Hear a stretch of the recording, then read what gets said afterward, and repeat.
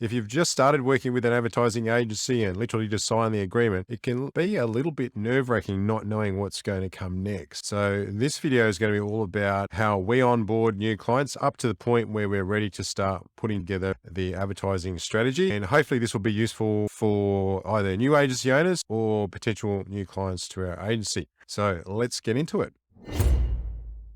Hey, I'm Rod. If you are one of my 500 odd subscribers, I really appreciate your support. Thanks for watching the channel. If you enjoy this content or any of my other content, please go ahead and click subscribe and click the like button. I'd really appreciate that. Now, let's get on to today's topic, which is about how we onboard new clients. So this is for people who might be considering working with us. This is also for other agency owners who are perhaps new or finding that their onboarding process takes a long time and there's a lot of back and forth. We've rationalized our onboarding process over time so that it is pretty streamlined. So I'm going to take you through all the different steps that we go through whenever we take on a new client. Now, step number one is pretty straightforward, and that is getting the service agreement signed. Now, we don't have any contracts in our agency, as in you just work with us on a month-to-month basis. We don't lock you in for any particular period of time. Having said that, I always stress to people that it's better for all of us if you are in it for the long haul. Because despite what anyone else may promise you, especially if you're a new advertiser, you've got a new business, building the necessary infrastructure for your Facebook Business Manager, your ad account, putting together audiences, fixing any site speed issues that you might have, adding in automated email marketing. There's a lot of things that need to be done to make sure that the money that you're spending on advertising, you're going to get the best possible return from it from the get-go. And once you start advertising, there's this iterative process of improvement that we'll go through while we're figuring out what creative and what copy is resonating with people, which audiences are working well, which ones aren't. Sometimes it can take a while before you get to the point where you're actually breaking even. And once again, that's particularly true if you're a brand new advertiser or you've got a new business. So that all takes considerable time and investment from our part. It takes time and energy and investment from our clients. So there's really not a lot of value in us having a go at something for a month. It's better for us to work with you for a period of 3 to 4 months to allow all of that process to start to bear some fruit. So that's why I set that expectation right from the beginning, and we end up working with clients for much longer. We have much happier clients, and it's generally just a much more fun business relationship to have. That's number one, to get the service agreement signed. And that's really just to explain in detail what are the services that we're going to provide to you. We use a package called Proposify, and that just details all the different services that we offer for our clients. It's not particularly long. We try to make it so that it's easy to understand. And it's just so there's a lot of clarity around what we're going to be doing for you. Number two is to get the first invoice paid and to set up a payment subscription. That really saves a whole bunch of time with following up. I'm sure that a lot of people end up spending a lot of time chasing up accounts with their accounts department, with their finance department. It's just so much easier if there is a credit card agreement that's put in place with automated billing. And in step number three, we go through a onboarding survey. So the survey contains all the next steps that somebody would need to take before we're ready to start actually putting together the advertising strategy for them.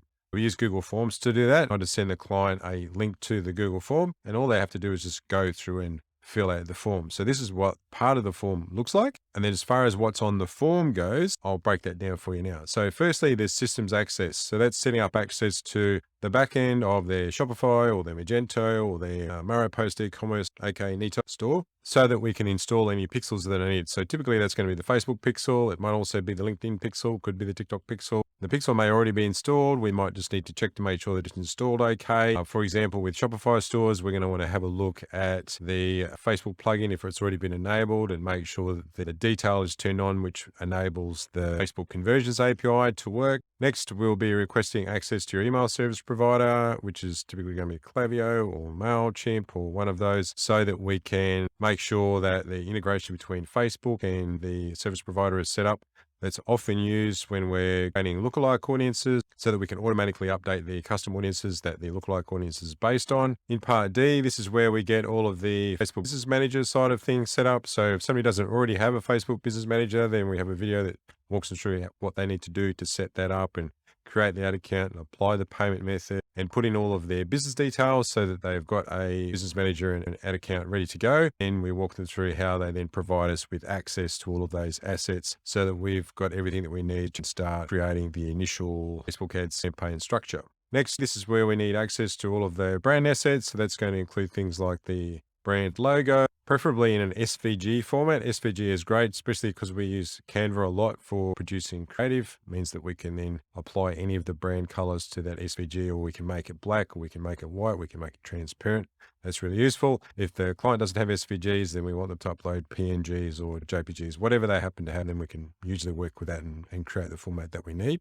This is where we'd also get any style guides that the client already has, their colors, their fonts that they like to use, any particular layout requirements that can help us make sure that we're creating ads and copy and creative that is always on brand. And the next section of the onboarding survey, which is arguably the most important one, is where we put together a lot of information about our client's ideal customer. So we're going to ask questions like, who is their ideal customer? How old are they? Where do they live? What's their income? What do they believe? What do they not believe? What's their ideal situation? What sort of situation are they likely to be in now? What sort of pain points do they have at the moment? We've got around 20 to 25 questions in that part of the survey, and it just helps us put together a good picture of what the client's ideal customer looks like. And it helps guide us in the kind of creative and copy that is likely to work in the very first ads that we start to run for them. The final part of the onboarding process is in relation to ongoing communication. So we communicate with our clients using Slack for day-to-day communications.